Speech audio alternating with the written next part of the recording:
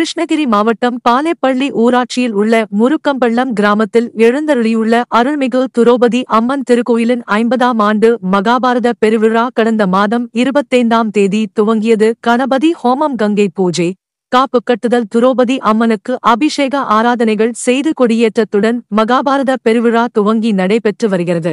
இதில் நாள்தோறும் அபிஷேகங்கள், ஆராதனைகளுடன் சிறப்பு வழிபாடுகள் நடைபெற்று வருகிறது. அதைத் தொடர்ந்து கிருஷ்ணகிரி, துரிஞ்சிப்பட்டி பகுதியைச் சேர்ந்த முனியப்பன் மகாபாரத சொற்பொழிவும், தருமபுரி பென்னாகரம் பகுதியைச் சேர்ந்த வெற்றிவேல் நாடக கலைக்குழு சார்பில் மகாபாரத நாடகங்களும் நடைபெற்று வருகிறது. இவ்விழாவின் 9ஆம் நாளான அன்று பாஞ்சால மன்னன் பெற்றெடுத்த தவப்புதல்வி அருள்தரும் பாஞ்சாலிக்கும் பாண்டு மன்னர் பெற்றெடுத்த வையம்புகள் வில் விஜயன் ஆகியோரின் திருக்கல்யாண வைபவம், வேத மந்திரங்கள் முழுங்க இந்து கலாச்சார முறைப்படி நடனமாடி சாமி திருக்கல்யாணம் வெகு சிறப்பாக நடைபெற்றது.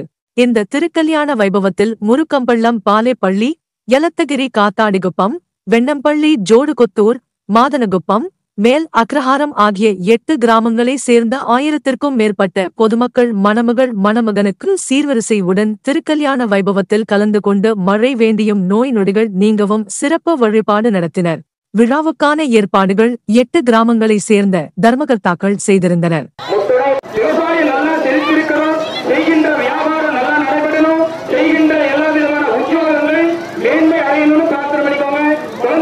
கல்வி ஞானம் உண்டாகணும்னு பிரார்த்தனை பண்ணிக்கோங்க. குழந்தை கல்வி